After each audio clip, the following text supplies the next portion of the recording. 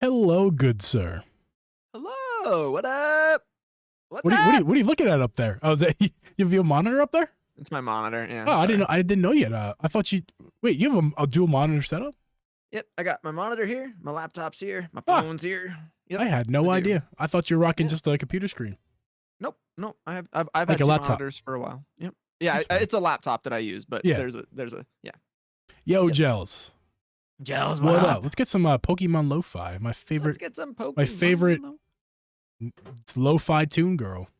Yes, Glitch City, dude. Hell She yeah, came out man. some really hot remixes. 2 in the same day she dropped, I think. Man. We're listening to Wild Battle Theme right now. Oh, nice. The new one she just put out. She's great, man. Very good. Because we're playing Pokemon Lo-Fi because, ladies and gentlemen, we're talking about Pokemon tonight. And before we go any farther, we're not live, or we're live, but we're not recording just yet, everyone. We're doing the pre-show stuff if you've never been here before. This feels a little bit different because I've never done a podcast without Drip before. Yeah. I've done them with somebody else. Like, I've never done a podcast without Drip with somebody else. Excuse me. This is good, though, because I might be the first person that's done them by himself with both of you now. Yeah. Did we? Right? I don't think we ended up not posting that one. What? I don't think, did we post? I have to ask him because something happened that day that was, we'll get to that in private. There was a reason why, if we didn't post it, there's a reason why. Nothing to do with the episode. But yeah, guys, what's up? What up, guys? Thanks for being here, guys. First time listening to this. Yeah, do that. Share, friendos, share. I should ping the Discord. Sorry, we were on time. We were doing great. We were here for like an hour beforehand, and we Tyson and I got distracted. We were just chatting, and before I knew it, it was already 6 or 7 or whatever time it is for you locally. It was on the hour, time for the episode, and it was. We're just talking. We lost track of time, and then suddenly I had to leave for a moment and then come back. He had a mess to clean up. We'll put it that way. He had a mess to clean up. No, it was very clean without it. It's very clean. No mess. I'm a big boy. But yeah, so it's something I had to take care of some business for a minute. That's it. Fine. Yeah, it's all in the past now, right? It's somewhere. One might say it's behind us. So bad. Joy. Gels, I'm so pumped to hear that you're liking Scarlet and Violet. I have over 100 hours in the game, guys. If you can believe it. I believe it, man. You were almost finished the game by the time you and I played multiplayer together. I had finished the game. You had. Yeah. You're nuts, man. I'm a fiend. It's my life. That's what I do. You guys checked out my Uncle Geeb YouTube video I posted on Pokemon recently? All the gameplay was from when Tyson and I were noodling around. I'm in that video, so go check it out. Not only for Uncle Geeb, but me being a doofus. I was laughing. It is a good video. Honestly, if you guys share that around with your friends, it is a good. I told Geeb in private that I really enjoyed that video, and yeah, he did a good job. Thank you, dude. You're welcome. And by the way, guys, speaking of sharing the love, she's changed Fireplace. She's not playing Pokemon anymore. Just in time for the Pokemon podcast. I know. You're embarrassed because you can't hear Abby right now, but she's explained to me how she is embarrassed she was playing because she was playing so poorly. Oh, that's okay. Nobody cares about that. They just care that you're playing Abby, play Pokemon some more. She's not. Abby is a woman of pride and has her pride easily hurt. Plus, I need to go eat dinner. She needs to go eat dinner as well. Okay, all right. Yeah. Fair enough. But guys, so okay, Miss G might come back later. Guys, welcome in. No Drip tonight. We're just hanging out for a minute before we actually get started. I think you guys, we'll do just fine without Drip, although we miss him dearly. Miss him dearly. I actually wanted. I told Geeb in private that I want Drip to be on this podcast so I can bully him into buying the games.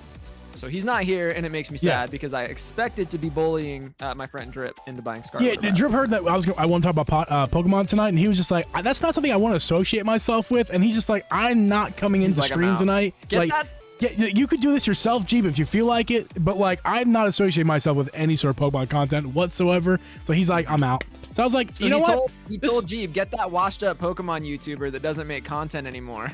Be that washed up Pokemon YouTuber that makes hardware videos now. Yeah, yeah. But speaking get of that guy. Yeah. Speaking of sharing the love, you should guys go down and a link in description. We have Tyson's link in the description. I'm also thank you going to post into the chat right. Meow. Wait, meow. There's his link as well. So go follow Tyson if you haven't already on YouTube. Thank you. Not many streams going to go his way. He's more of just a regular YouTuber, which is refreshing in our community because we're all just streamers as well. I'm not complaining about. But like to have somebody who's going to be focusing on videos as well, it's a little refreshing. Although you plan on streaming a little bit, right? Or do you? It's just okay on occasion. Yeah, for sure. I'll still stream, but the decision to really not stream as much is not by choice. It's by I'm being forced to by my ISP because my internet's not stable enough. I'm actually surprised it's stable enough for me to do video over Discord right now to do this show. But so it's not my choice. I like streaming, but video is a lot of fun and I really enjoy video. So after I've had my break, because I take a lot of those nowadays because I think I deserve them, I guess. Listen, man, breaks are important. Very, very important. And I was telling you in private, man, it's Pokemon season for me. And so I just want to play Pokemon and soak the game up. I was in, we'll talk about it when we get into the pod a little more, but I was in another world, man. I was legit, after the launch of Pokemon Scarlet and Violet, man, I was in Paldea. I didn't exist here. So. I'll tell you what, man, my first 3 hours was essentially the tutorial. I started playing the tutorial at like 11 at night, which was a mistake. I really didn't think I was going to like this game. I thought I was going to join the hate bandwagon. But it turned out that I was playing till 2 a.m. Like, I need to stop now because to sleep. But then I wake up and play all day the next day. I could not get enough of it. But again, we'll get to that in a minute, everyone. Because there's a reason why we're here tonight, guys. We besides podcast night, there was some news that dropped yesterday night that we will get to. Big news. Big news. Big. I don't have. There's a tweet. Okay, it was a tweet by a certain company. It starts with an N. You take a guess. Nancy's Arts and Crafts. Why was I also thinking Nancy's? I don't know. That's so weird. Because that's like military lingo. N as in Nancy. S as in Solid Snake. Heidi ho, Parallax. What's up? Yo, Parallax. What's up? Wobble. Happy. I don't think I've acknowledged you yet. How you doing, Fappy? Parallax, I missed you too, homie.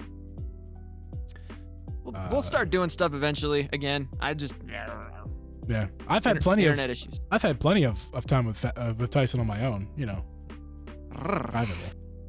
Yeah. Hot, steamy Pokemon time. Yeah. And Fappy for that matter. Which which to say out loud doesn't make that sentence any better. It's been a 3-way Pokemon mandate. It's been great. That's right. How many sexual innuendos can we do before we start the podcast? Don't get too graphic. It's PG-13 here. Well, I hate to insert myself into this conversation, but can I come over there and listen to you talk about it? Please come inside and join me. I would love to come over there and listen to your oral. You got me, dude. You win. I said the C word twice. Well, I don't speak your native tongue. Yeah. Oh, okay. We're not doing that anymore. We're gonna be talking about a kids game tonight. We're gonna be talking sexual innuendos. It's not a kids game. I'm 35 years old, homie. Yeah. Like it's for everybody. That's right. Everyone who's a child. Heidi ho. Heidi ho. What have I walked into? I don't know, Hari. I don't know. Well, we're a podcast eventually. That much is true. Anyone else in the chat? Anyone else really, really loving Pokemon Scarlet and Violet? Or is there anyone really hating Pokemon Scarlet? I would love to hear both sides of the table. If there's anybody here who is afraid to say, don't be, I'm letting you know, this is a safe place for those who hate and dislike, or sorry, hate and dislike, hate and love Pokemon. If you hate Pokemon, tell me why in the chat. And if you're Hari, just don't talk. Yeah, if you hate it, it's not safe. I'll come after you later. Just kidding. Oh yeah, Fappy, we know, man. We know. It's basically Gen 5, but worse? Oh, you're breaking my heart. Ouch. Ouch. Now listen, it's not as good as Gen 5. Wait, are you serious? It's not. Well, did you play Black and White, Jeep? No, this is my first real Pokemon game to play. So yeah. Like, okay, I don't disagree I fiddled around with some of them. Fiddled. Oh, I see what you did there. So I don't disagree with Hari, but the way that you worded it is just so sharp and poignant, just mean. So yeah, Hari's in that rebellion mode right now, so he's doing his thing. He's just trying to be edgy. I get it. Yeah. You edgy chemical engineer scholar, dude. So Tyson, we talked a whole bunch before we actually went live. I say it's just time. I say it's time to talk about Pokemon. But the one thing we didn't talk about that whole hour plus was Pokemon. We saved it all for the podcast. So let's bring down the music, turn down the lights. And let's get, I pressed the wrong buttons. I very abruptly ended the music, sorry. Alright, I saw what you said. Jen, you just want me to fight you is what's happening at this point. No fighting. Be easy. Be gentle. Okay. He's just a wee lad. I'm heavily triggered. He could beat me up. Could beat me up. He can beat me up too. He's a wee lad who is also a young adult who's got muscles. He could beat me up. Hari could easily beat me up. He could probably just pick me up and throw me like with one arm. I wouldn't be surprised if he could. He'd give me the good old Hari yeet. Yeah, Hercules. Yeah. All right, let's get to this, guys.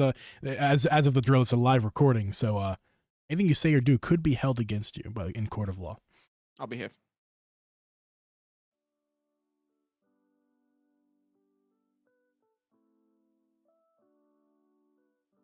This podcast was edited and uploaded by Uncle Geeb Productions.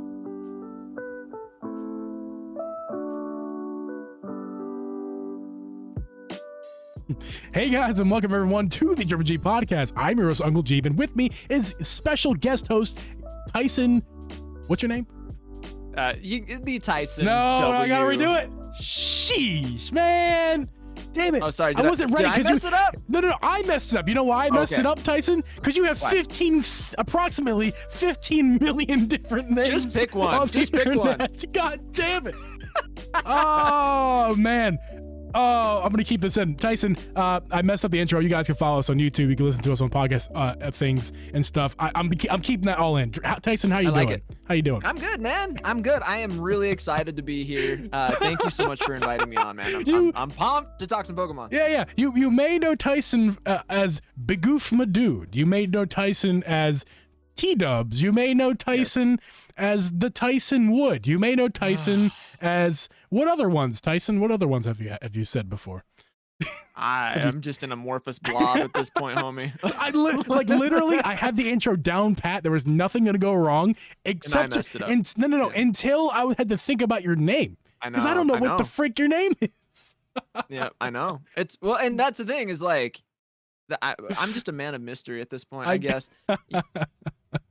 Choose one. Choose your own name, really, for me. I will choose the name The Tyson W, which is his current and hopefully last name on the internet. You can find him at youtube.com/The Tyson W. Just at The Tyson W on YouTube. And there you are. You found him. He makes lots of content, but also he's a lover of Pokemon. He's been on the podcast before. You may not remember. Again, Bagoof Madude, one of those few names you may know.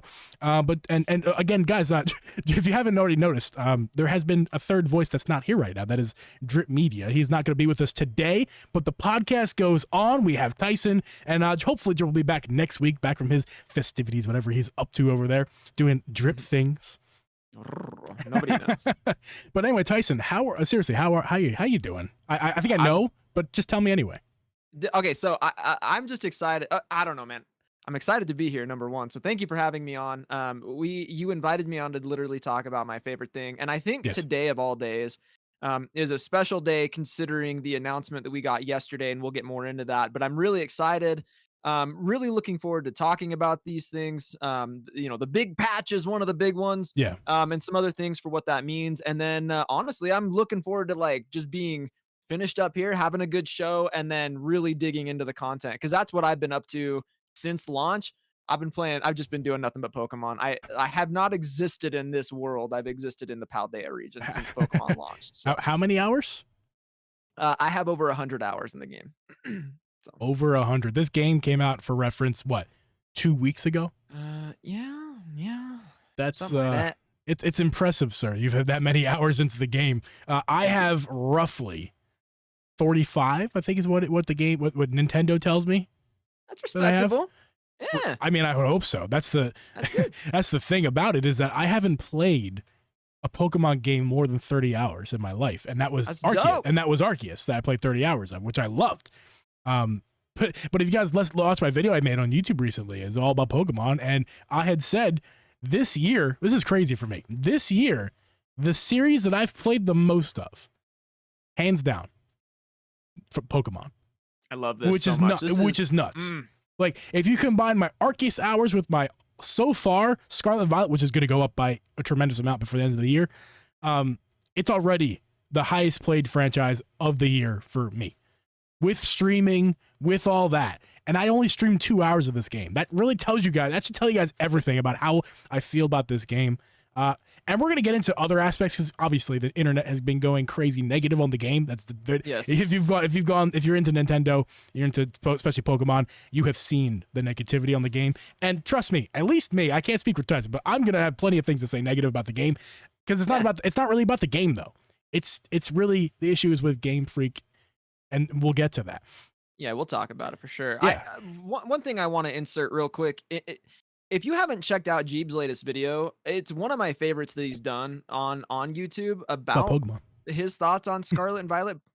Go check it out, because it's good. And his perspective as somebody that isn't typically a huge Pokemon fan, at least as far as the core series games goes. It was something I really respected and valued. It was a good video. It's one of my favorites. If you haven't seen it, go check it out. Because if you're on the fence, just know that Geeb was definitely on the fence. Oh God, yeah. Like 100%. And he texted me the night that he bought the game, and he's like, it was like 11 o'clock or something. And he's like, bro, I can't put this down. Well, anyway, we'll get more into it, but please go check out that video, guys. It's a good vid. And anyway. Yeah, I got tired of the negativity of the YouTube videos I was seeing. I just got tired of it, because it was from people who didn't play the game. Like, all the people who just watched the Twitter leaks, not the leaks, the Twitter glitches and all Twitter that mob. They created a mob. And listen, I've been guilty of that in the past for plenty of things, including Pokemon. Like, if you listen to this, if you've listened to any other Pokemon episodes on this channel, I have been incredibly critical. I think I've pissed off Tyson quite a few different times. They have triggered my emotions. We'll put it. Yes. Yeah. Those are the times I turn into a sensitive snowflake and have to leave the chat. Yeah. So, like, I am not the person who is, you know, gung-ho about Pokemon all the time, never says anything bad about it. Like, that's why this is so significant. That's why I really think you guys should hear my voice on this, because Agreed. It's something that needs to be heard, I feel like, because there's so much negativity around it. But the reason we're talking about Pokemon and Pokemon only tonight is because, well, Nintendo doesn't have a lot to talk about right now, just being quite honest with you guys. But we had a tweet last night, Tyson. I just called you Drip. Tyson. I'm not as handsome. It was a tweet from, actually, you have some perspective. I'll let you take it for a second, because there was somebody else who tweeted before Nintendo. Yeah, so for those of you guys that are Pokemon fans, you're probably well aware of Cerebi.net. Cerebi.net they're an independent outlet that really runs a great Pokemon resource website, and they've run it for years and years. His name is Joe Merrick. But Cerebi.net actually tweeted the announcement before I ever saw Nintendo tweet the announcement of a new patch, the 1.1.0 patch that everyone has been so anticipating for Scarlet Violet since launch, because of all of the performance issues and other glitches. So yes, Joe Merrick from Cerebi, under the Cerebi account, tweeted the announcement, and then after that, I started digging, because it's like, well, where did he get this information? Because I couldn't even find it for a while, but it turns out a few moments later, Nintendo of America tweeted it. I brought up to Geeb, though, the one funny thing that before I even found that Nintendo of America tweeted it. Number one, it's funny that Nintendo of America tweeted it before Pokemon did. Yeah, that is interesting, but I think that speaks volumes, and we'll get to that in a minute. Agreed.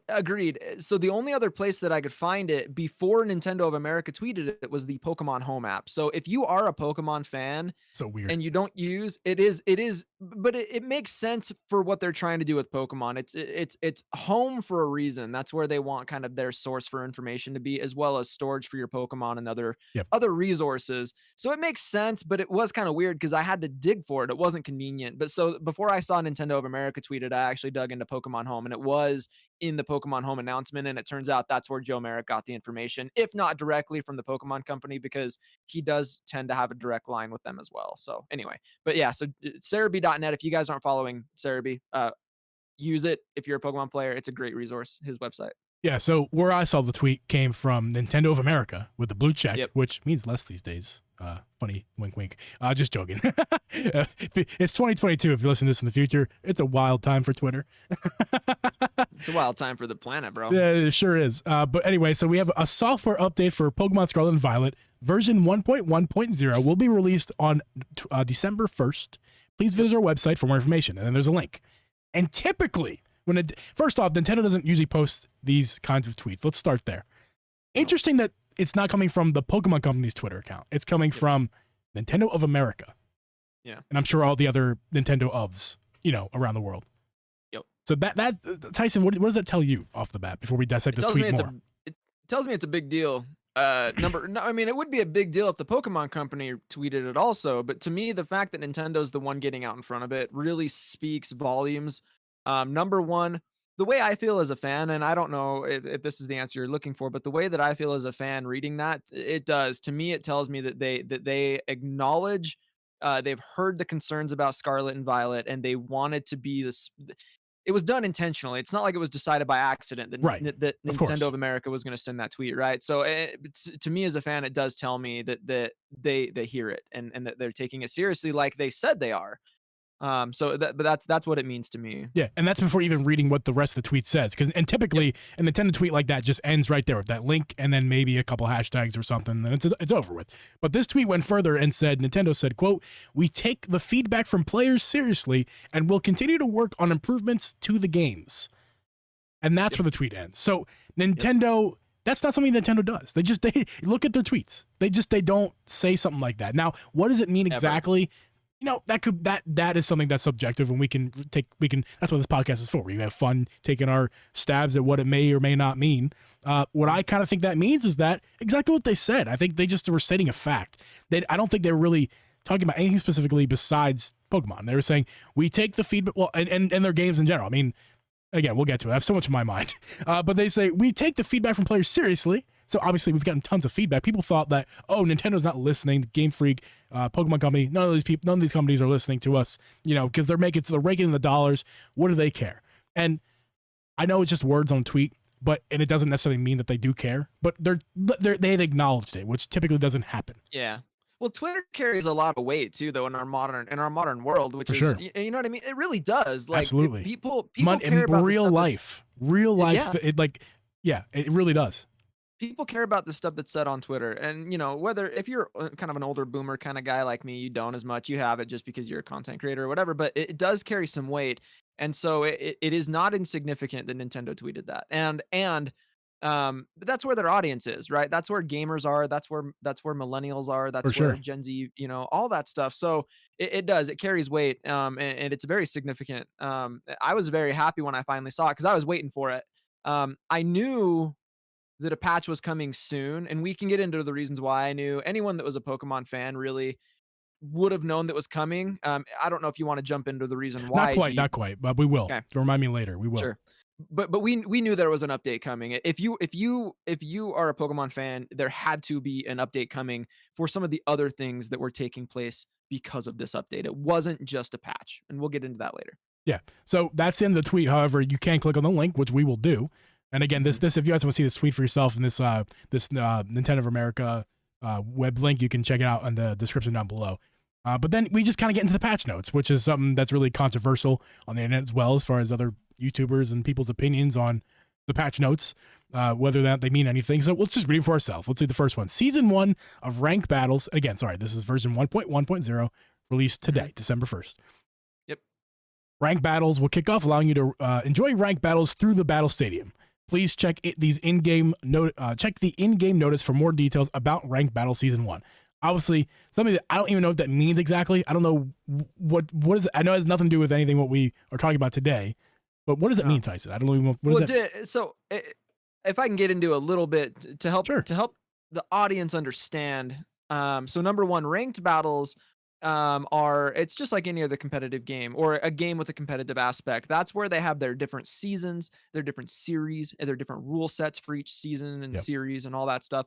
So we're currently obviously in the first season of this ranked series because it's a brand new game. So if I can jump into it, at least on this topic, that's how seasoned Pokemon fans and really I knew, and I'm not saying I'm special, like most of us knew or were very, very certain that we were getting an update at December 1st because they had already announced that's when the new competitive season was going to start. And so were we 100% sure? No, but we were pretty certain. And the other reason for that is because there was actually another glitch that was found in the battle stadium specifically, and that's where these ranked battles take place, is in the battle stadium, and that's just the online competitive outlet. Okay. And so anyway, there was a glitch, and so in order for the game to work the way that it was supposed to before the season kicked off, they had to patch it. Otherwise, it would have, and we can talk a little bit more about it if you want, Jeeb. I don't know if you heard anything about that, but it left the game completely broken to where RNG was not working properly. Every battle stadium game, every online competitive game was basically stuck in the same RNG seed. So you could go into a battle and basically predict which moves were going to hit and which ones were going to miss. Yes, that sounds like something. Sorry, go ahead. Well, and it was just broken. It was the same seed for every battle, and so there are one-hit KO moves in Pokemon, and I don't know the deep details. I remember doing a little bit of research in them, but basically, to put it very simply, you could predict when your move was going to hit based on what turn in the game it was. And so if you wanted to use a one-hit KO move, generally in Pokemon, those are very inaccurate moves. There may be like a 30% accuracy or something like that, 25%, very, very inaccurate. But if you used it on this specific turn based on this RNG glitch that was taking place because of this RNG seed being identical across these battles, you could get a one-hit KO and turn the tide of the match in your favor and basically cheat. And so we knew as Pokemon fans that they had to patch this. And so I expected a patch, and I was very glad to see that Nintendo addressed it. The patch came incredibly fast. I mean, again, I think we're a little bit less than 2 weeks after the release of the game. So, I mean, this is a very quick patch. They announced it. They said it's coming today, essentially. They announced it late at night, and for most, we were already into the next day. So it did come later on. But yeah, I was surprised to see the patch not being into that world like you are. I didn't know that was such a huge deal, but obviously listening to you describe that, clearly that had to be done because that part of the game was zapped of fun for most people. Busted. I imagine. Yeah, it was just broken completely. Yeah, so that obviously that's necessary. That's the biggest. That's probably why it's number one on the list, because those who know, which I was not, those who know, like you, Tyson, like that. That's number one. Priority number one was to get that fixed, because that just means that part of the game was unplayable. So yeah, because you can't play competitive online with that with that glitch in effect, right? It doesn't. If the game's broken that way, then it really defeats the purpose of any post-game play, right? Of any post-story play. Yeah. So they had to patch it, and for the most part, Pokemon fans knew that they were going to. Yeah. So let's get to the next patch. Now, this is kind of aimed toward us more normies, I represent the normal Pokemon fans. An issue has been fixed that causes the music not to play correctly during the battles with the Elite Four and the top champion in the Victory Road path. So I think that's when the end game, essentially, the music is messed up. Well, it's funny because that happens. It's like one of those other performance glitches or issues or whatever. That didn't happen for me. The Elite Four, it played perfectly. It didn't happen. So the Elite Four match for me was very iconic. I did not have that experience, but many people are. So I'm one of the fortunate few. It's good that they patched that, because that's a very as far as the story goes, that's a very like high point in the game, like that you want to get the full experience Yeah, out of. yeah. So that's actually a good. It's a good thing to patch that one for sure. For sure, Obviously. for sure. The immersion's so important, and the music is so good. And why would you not want that to be? Yeah, dude, the perfect? music slaps for the Elite Four too. Oh, you're does not it? there Okay. yet. I can't wait. Is it anything like the so like when you're in the trainer battles and you get to the final stage with the terrestrializing stuff? You go whoa, whoa, whoa, whoa. Yeah, whoa, I mean, it's whoa. bro. Like I love that shit. That shit gives me goosebumps, man. Doesn't it get you fired? Yes, it does. I mean, most of the gyms I crushed because I was higher level than I should have been, but I mean, it still got me pumped, dude. Though. So I will say I'll drop you a little hint. Okay. As to what you can expect when you hit the Elite Four, because it's better, but for different reasons. And there's a little bit of retro spice thrown on. I like retro. Music. Oh, bro, you're gonna love this. It's fantastic. They did a really good job with the Elite Four music. So it's good that they patched this so you can get that full experience of the game and the story. Yeah. And then the last thing here on the patch notes is other select bugs have been fixed. Sorry, that's not what it says. Other select bug fixes have been made. And that's where the patch notes end. And that last patch is very vague. And that is what I swear to God, they do this shit on purpose, dude. They do this on purpose. Like they just want the internet to go and just burn some more because it's going to give them so much more publicity. This whole thing's giving Pokemon Nintendo publicity out of the wazoo. Not that it needed it, as we discovered in our last podcast Drip and I were on. We talked about how the Nintendo company is the Pokemon company is the top media company in the world. Yep. Over Marvel, over Star Wars, Disney. Those are three same things essentially. You want to know fun fact for anyone that doesn't know this? Do you want to know do you know what the second one is? What? It's a Pokemon. It's Hello Kitty, dude. Oh yeah, and then Winnie the Pooh is on there too. Yeah, but Hello Kitty is literally directly under Pokemon. So that's even wild. Hello Kitty, isn't that wild? It beats out Marvel, Disney, all that stuff. But that's wild. I mean, it's not relevant to the conversation we're having, but that's just to give you some perspective. It's insane. Yeah, we're going beyond gaming. We're going beyond anything like that. We're talking about like if you go in a store, like I was in Hallmark the other day and I saw 15 Winnie the Pooh things just when I walked in the first day. Like that, you don't think about that in life. But then when you hear it said like that, it's like, yeah, I see Winnie the Pooh everywhere. I see Hello Kitty everywhere, especially when you get over to Japan. I see Star Wars, Disney everywhere. There's movies and TV shows at the wazoo. And when you hear that the Pokemon Company is above all of it, that should really tell you. It's not even close. It's not even close. It's not. Like we're talking astronomically above. Pokemon as a whole, as a media and entertainment franchise, it's astronomically above any of your favorites, which is also why it makes it the best. Yeah. Fight me. Tyson, I'm not trying to offend you here, but you're like a Pokemon homer. Like that's fine. Like I'm a Philadelphia homer. Like it's fine. We all could be homers of what we want to be homers for. But I want to just say real fast for anybody out there who's thinking that this whole podcast is going to be loving on Pokemon because we're just talking we're telling you all the good things, right? No. We're going to get to it probably right about now because in that patch note, Tyson, I don't know. I got a little foggy glasses right now, but did you see anything about performance patch? So no, unfortunately I didn't. The one thing that really gives me some hope about performance, and the thing is my hope for performance improvements are really for other players because I don't care about the performance, to be honest. Pokemon just gives me what I want. I'm a homer. Exactly. I'm a homer, like you said. I like it regardless. I see what they were trying to do, but the thing that gives me hope is the last statement that they make in that last paragraph is, and if I can just read it if you like. Go for it.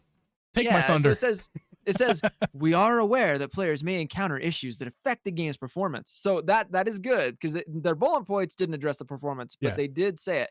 Our goal is always to give players a positive experience with our games, and we apologize for the inconvenience. We take the feedback from players seriously and are working on improvements to the games. So, something interesting that I want to point out after that statement's made, and I shared this in my personal Discord for my content with my community, is months ago, before the game's ever launched, I think the Pokemon Company and Nintendo knew as a whole these games weren't ready. And we can talk about the deadlines and all that stuff. I think at this point, pretty much everybody's aware of these deadlines because of the Pokemon machine, right? That has to roll along.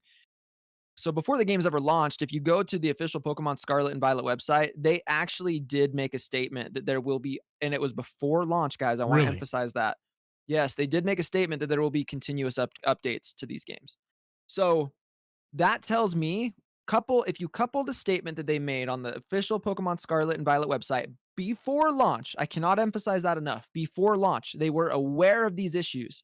So if you couple that with this statement directly from Nintendo of America, I have full confidence that they're going to do everything they can. Now, like I said, everything they can. I think, there's certain limitations when it comes to Pokemon and the way that RNG is done with a game like this, where every Pokemon's different and how things are generated in the world. But I have full confidence that they're going to do everything they can to make these games perform as good as they possibly can within reason for what Pokemon is. Um, but I don't know that that gives us a Breath of the Wild experience. I don't know that that gives us a Xenoblade 3 experience where, because there's random numbers in the back that are just constantly rolling all the time. And I think that's another thing that people don't take into account. Like every single Pokemon you see on the field of play is different. They're all different and they're all randomly generated. And so I have full confidence they're going to patch this. My only question would be is are they going to patch it to the internet's satisfaction? And I don't really know. I have an answer for you. I have an answer for you. Absolutely not, man. Absolutely not. There is no way. There's not. The only thing that they can do to make the internet shut up, and it's literally impossible, because the internet will complain no matter what. That is literally possible. But the only thing that they could do is give it 4K 60, not 1080 60. It's true. And they would because they would still the internet would still it's not possible. They wouldn't do either one. No. But like that's the only thing that shut the internet up. Maybe 1080. I think 1080 60 would shut them up. But like, no. It would. I think it would. But like I'm joking here, guys. But what I'm really saying is like the internet is going to complain no matter what. They could fix every little glitch, every little bug. Which, by the way, most Pokemon players are not seeing these things. You are on Twitter. But the people playing the games, for the most part, are not. And if they do see them, they're the little ones that aren't that funny. It's just like are minor inconveniences. There's nothing really. This game, as much with all the glitches, all the bugs, there is nothing game breaking. I've had one at 45 hours. I had one single crash. Yep. And it didn't. And because I have autosave on, which is against Pokemon, I sort of that hurts your heart to hear that, Tyson. But because I have autosave on, nothing happened. I just popped right back in. Actually, it was with you when I played multiplayer with you. My game crashed. That was the one time. I've had one. Yeah, and I've got over 100 hours in the game, and I've had one crash. And there wasn't even. It was weird because it was actually an unexpected crash where there weren't even any like slowdowns or frame drops or anything happening. It just crashed in the middle of nothing. Yeah. So the truth of that is for me is I've had more crashes in Sword and Shield. Like, and now granted, I've got 700 hours in my Shield copy. Seven times more. But the truth is though, what's crazy is I did at the launch of Sword and Shield, I played that game a lot, if probably more than Scarlet Violet, if you can believe it, at launch. I remember 3 significant crashes at launch of that game that I had. That game, it wasn't a glitchy mess. I mean, there were some glitches though, but it wasn't as bad as Scarlet and Violet, but it crashed on me way more. Like it completely crashed and shut down. So the thing is it's a new game, deadlines, all that stuff. One crash at 100 hours, it's fine. Yeah. Fine. It's fine. It's totally fine. It's not going to break the game. It's not going to break your experience. The game. I want to, before I start talking about what I'm about to, I want to stress here as well that, because I said in my video, if you guys didn't check it out, you should do that. Link will be down below. But the game itself, with the bugs and the glitches, with the performance issues, it's all. It does not affect the gameplay. Now that is the biggest misconception I think is going out there from. I keep mentioning very cryptically. There's one person in particular I'm talking about, but in general, the negative press on the internet, social media, YouTube, the biggest misconception of all this is that it's affecting the gameplay. Like, it's not. The performance is lagging, but like, this is not a game where you need good performance. You don't need it to run. It could run 10 frames per second. It would look like shit. And actually, at some points, this game does run about 12 frames per second. But honestly, it doesn't affect the gameplay. The core gameplay is still intact because there's no precision necessary. There's no strategy as far as moving your character with analog sticks any necessary. Strategy is turn-based, right? Like It's all turn-based. And that's the thing. It's all turn-based. So no timing whatsoever. There's nothing you need to time whatsoever. Button presses, sticks, nothing. Nothing's timed. Yep. So it doesn't affect the core gameplay. And the core gameplay is the best core gameplay of a Pokemon game so far. That's my words. I've said it on the video. I mean it. It's the best Pokemon game they've ever released. It is. Praise Arceus. Praise Arceus. It is so fun, guys. I can't stress enough how fun this game has been. I don't play games for 45 hours in 2 weeks often. Never, no. In fact. I think let alone a Pokemon game. Let alone a Pokemon game, but here's why. Because it hits me in my nostalgia bones. Yes. I've talked about this at length multiple times. I wasn't a fan of the games as a kid, but I was the TV show and the card games. And that was that and the movies. I saw the movies. It's just it meant so much. Pokemon means so much to me, and besides the games, hence why they're such a big media company. Mm-hmm. And this game, and I'm a lover of open world games. Breath of the Wild is my favorite game of all time, and it changed Zelda in a great way. This does not have the Breath of the Wild effect on Pokemon because it's still very much the same core Pokemon, just with a few extra elements that have been changed for the positive and the negative in some aspects. But ultimately, this is the best Pokemon game they put out. Hands down, I think if you're someone who is similar age to me and has a similar experience of Pokemon in their life, you're going to love this game. If you're on the fence, you're going to love this game because it doesn't unless you're a snob for performance, which I used to be when I was a younger lad. I really was. I mean, I can admit that now, especially because I'm not anymore. I was a snob. I loved better graphics. And I thought games that had lesser graphics were subpar. And that was just inexperienced lad talking. Good though, right? We like games to look good. Of course we do. Like, I mean, like it's fun when you play something that's at least 1080p and you're playing 60 frames per second and everything's just gliding along. Yeah. And, I mean, I like it just as much as the next guy, man. I still make decisions on games based off of those criteria because like it's are games that matter, especially like Anyway, go ahead. The thing about performance in a Pokemon game for me is, and I'm the Pokemon stan here, guys. Like, I'll be the first guy to admit. Tyson's the biggest homer I've met with Pokemon. I'm pretty biased. They could do anything they wanted to him, and he'd be like, "I love it." I will say. Now we can talk about some of the stuff that we don't like about these games because I do, believe it or not, I do have plenty of things that I don't like about the games. Yeah. But it is. And I do have some negative things to say, despite what the internet might think, because I've had some comments. But there are negative things about this game. It's not my favorite Pokemon game. I believe that Pokemon peaked at Gen 5 with Black and White, Black 2 and White 2. I really do. I still believe that way back on the DS, guys. Like, but does that mean that it affects my enjoyment of this game? No. Like, this game, despite all of its problems, performance, bad design of some of the Pokemon,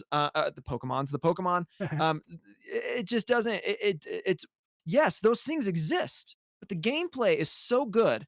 And one of the points that I tried to make online recently on Twitter, if you guys go to my Twitter, follow me at, the Tyson W tweets. Yeah. One of the points that I recently tried to make was that I understand, and this isn't verbatim, but basically what I said, or at least what I was trying to communicate was, I don't understand how anybody could get to the end credits in Pokemon Scarlet and Violet and complain about performance. Now, that's not me saying that performance issues don't exist. What that is me saying is this game is incredible, and if you get to the credits, like it's easy to overlook all of that stuff. The guys, like, now, speaking to Gels and some of our other friends, she completed the game, and I asked her, hey, how is it good? Like, what did you think? And it made me cry, and so it really did. It was emotional for me, and there's other reasons. Like, it really struck a nerve with me, and we can talk about that, at a later time. But it really, when you get to those end credits, man, like the story, I will say the end game story takes a turn away from the childish, and I'm not going to spoil anything, but it takes away from it takes a hard 180-degree turn away from the childish stuff that you see throughout the playthrough with like Team Star and stuff. And not to spoil too much, but the game's been out for 2 weeks now, so I'll talk a little bit about it. Not the end game. I don't want to spoil the end game for anybody, but the Team Star storyline with the school bullying and all that stuff. I'm an adult, so that doesn't really resonate with me. It's funny you say that because I agree completely. I think that storyline is the least compelling. But the good news is there is an end game story that is for you. and it's incredible. It's just as good as any heart-wrenching Disney movie. It legit when credits, because it kind of ends and it cuts hard and then it goes directly to the credits, and then the freaking, can we just talk about too that freaking Ed Sheeran song real quick? The song slaps. Wait, which one? And I'm not so there's it was on the pre-launch trailer. It's called Celestials. I don't think I've heard it. I am not an Ed Sheeran fan. Oh, I am. But hot dang, that song slaps, guys. I love me some Eddie. Give me some Eddie. Oh, man. Well, then you would love this song, Geeb, if you're already an Ed Sheeran fan. Yeah. Bro. So, talented motherfucker. Oh, yeah, agreed. It's just not his music's just not my stuff. But, totally fine. The Ed Sheeran song slaps, man. It's so good. But so point being though, guys, like, when you get to those end credits, and if you're an adult like me, I'm 35 years old and I've played every Pokemon game. This is the first one at the end credits that has ever made me cry. And it didn't just make me cry like in an internet, like, oh my gosh, like it tugged legitimately at my emotions. I had to get up. I was playing with my girls upstairs. I have 2 daughters and I was playing with them upstairs. I had to get up and leave the room because I was so embarrassed that this game had made me cry. I didn't want my 2 girls to see me sobbing over a Pokemon game. It is so good. And if it doesn't make you cry the way that it did me, I have deeper reasons for why it did, but they did a fantastic job. So anyway, after my diatribe, Geeb, that's how I feel about the game, despite all the issues, and we can get into the issues or whatever. I don't defend as much as I talk positively about the game. I think Tyson kind of agrees, even though he doesn't care as much as I do. I don't defend the performance. It is unacceptable. It's quite frankly, we talked about a second ago how we, I crashed for me once in 40 hours and it's crashed for you once in 100. You know how many times Breath of the Wild's crashed on me? Oh man. Yeah. 0. Mario Odyssey? 0. 0. What's another popular game?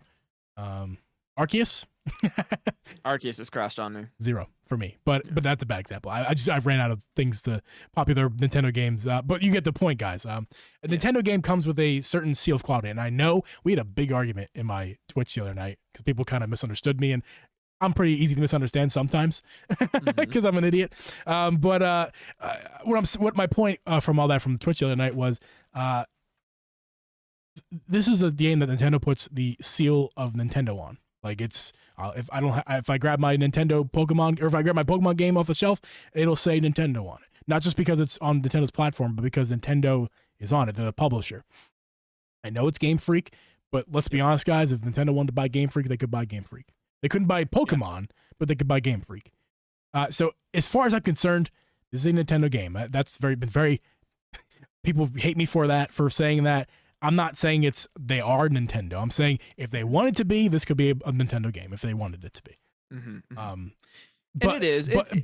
But so I kind of lost my point of even saying that. But basically what I'm saying is, comparing it to games like Breath of the Wild and stuff, it should be a valid comparison. The game like that, where Nintendo puts their seal on it like that, it should not release with one glitch. It should release with 0 glitches and well, I shouldn't say 0 glitches. Every game is glitches. 0 because Breath of the Wild crashes in particular. I mean, that's unacceptable. A game that crashes is unacceptable unless it's like a free to play or very cheap. I don't know. Indie. I don't know about unacceptable because even games like Skyrim and stuff that are blockbuster hits, they were glitchy. I mean, it's an open world. Well, I don't game play with those a lot games. Of, I know. I'm just games for me. Games that I play, if it crashes, if I paid a premium for it, it's unacceptable. Yeah. I just think, I don't know, especially in modern day, like I hear what you're saying and I understand the sentiment. I don't agree. And it's not just because it's Pokemon. I'm talking, we could be talking about like GTA 6, or whatever. Okay. Like I don't care about Grand Theft Auto, right? But like me personally, and this is just my opinion, I do feel like it's a little bit unrealistic to expect like a game, even with Nintendo seal of approval on it, to release with 0 glitches, because of how complex and graphically intensive and all that stuff. But I hear what you're saying and I understand what I hear the sentiment. I just don't agree wholly with it. But it's not just because it's Pokemon. And even for me and somebody more educated on a game like Breath of the Wild, I don't know what they are, but I know for a fact Breath of the Wild released with glitches. And and I'm fairly certain that, and I don't know for a fact. I do own Breath of the Wild, and I put several hundred hours into it. I'm fairly certain that game crashed on me once or twice. You know what I mean? So like, to kind of put things a little bit in perspective, at least, like, I think every modern game has the potential to do those kinds of things just Yeah. because of the nature of how complex they are. But that's, sorry, I Yeah, didn't mean to you're good. You're interrupt. good. So and you kind of talk. You were going to talk. You said what I was going to say is right now is Breath of the Wild was example because I did misspeak a little bit. Excuse me. I did misspeak a little bit. Breath of the Wild has glitches. Like, don't get me wrong, I misspoke there. Breath of the Wild has glitches, and they've been exploited. If you watch Twitch streamers who exploit those glitches, it's hilarious. You can glitch right into shrines. You can Speedrunners shrines, and stuff. speedrunners. Yeah, speedrunning Breath of the Wild. That's all it is glitches. They only do glitches. The only way to speedrun Breath of the Wild is glitches because you can do it. You can beat the game in like 25 minutes, and not 25 hours if you exploit the glitches. That's fine. You can have glitches. The point is, only an experienced speedrunner can really exploit them. Any child with thumbs can move a joystick and clip into a mountain in Scarlet. Any person who can enter a building and has eyeballs can see a glitch happen because it's happened plenty of times. The point is that like the glitches should be extremely far in between each other and very hard to get. If I could maybe it's super easy in Scarlet to make any of those big, relatively minor glitches happen. The bigger ones takes more effort, but the minor ones, it's super easy to make them happen, and that is the unacceptable part. So here's what I think I hear you saying, and you can correct me if I'm wrong. But what I hear you saying is if you're playing the game as intended, right? Like as it was meant to be played, you should experience little to no glitching, right? Like, so like so what I hear you saying is in a game like Breath of the Wild, where, you can use the axe and twirling and all that kind of stuff in order to shift through walls or whatever the term is. I'm not a speedrunner. I play Pokemon. But you have to do things that kind of we're playing the game out of its normal scope of what you would normally do in order to advance through that game. And so you are correct in saying that yes, there are a heavy amount of glitches even through normal gameplay and performance issues. And so those are the kinds of things that I would tend to agree with you that, like those need to be ironed out, obviously, right? It shouldn't be released. It should not be released like that. That it's not just they should be ironed out.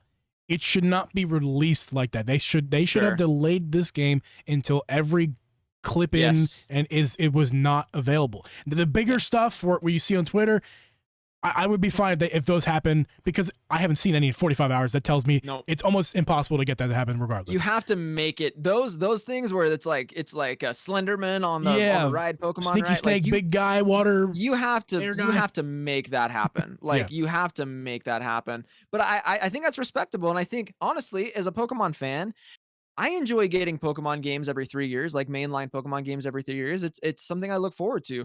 But it used to be that like back in the DS days, like Heart Gold, Soul Silver, Black and White, those games had more time in the oven. Yeah. And I think there was a point, and I couldn't identify when this was because I'm not a big numbers marketing kind of guy or whatever, but like there was a point after Black and White or something that rebooted this franchise to the point to where it really started to snowball. And that's when you started seeing the really, really fast, and someone out there is going to tell me I'm wrong and show me the release, times of all of these Pokemon games or whatever. But that's when you started seeing these games have less time in the oven. Black and White 2 were really complete games. Black and White were complete games. They weren't without glitches. Like they've had some glitches in many of the Pokemon games or whatever, but a lot of those glitches, you had to do things intentionally to make them happen. And I would tend to agree with you as a Pokemon fan. I would love it if instead of giving us a Pokemon game on a timeline, it must be released this day, 3 years from now, right? I would love it. Look, I would wait 6 years, just like we wait for Breath of the Wild, right? I would. I would wait 6 years for a solid Pokemon game because in 6 years, so someone like me, I'm a pretty traditional kind of guy, especially when it comes to my Pokemon. Like I want all of my Pokemon in that game. I want that national dex. Give me all 1,000 of those Pokemon. Stick them in that game. Well, if they weren't, even though you don't really use them all in competitive, which I'm really big on is competitive play, but you got more time in the oven, you can stick them all in there for people that are nostalgic and traditional like me that really value that. Yeah. You can also iron out these glitches before release. You can really dial in the battle system, which is something that we saw had issues, the online competitive system. Yeah, it's broken. to kind of, well, and so as an aside to that point, just so the fans of Pokemon know out there, the good news is that didn't affect, that RNG glitch didn't actually affect Wi-Fi battles. So like, Geeb, if I was to ask you, hey Geeb, do you want to battle? And we connected directly over the internet, that wouldn't affect, that RNG issue would not have affected our battle. This is specifically on their ranked system. But that issue, as far as we understand, I haven't been able to play the game since the new patch, but as far as we understand, it's been patched and handled. But that's kind of to get back to the point that I was trying to make, though. Yes, I totally agree.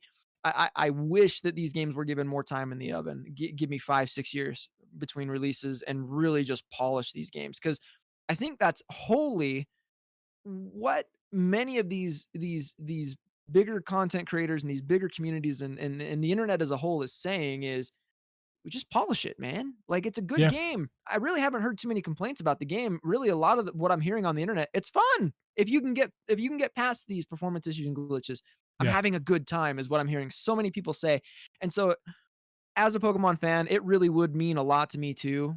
Like I said, I love getting a Pokemon game every 3 years. I'm a crack addict for Pokemon, guys, but man, yeah, I would also take 5-6 years between releases, man. Just give it some more polish, you know? I was having a conversation with my sister last night, who had some really good input and perspective for me to think about.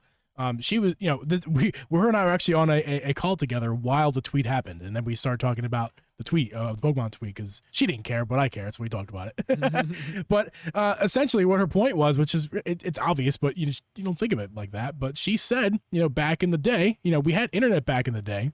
We didn't. It's not the way we have it now.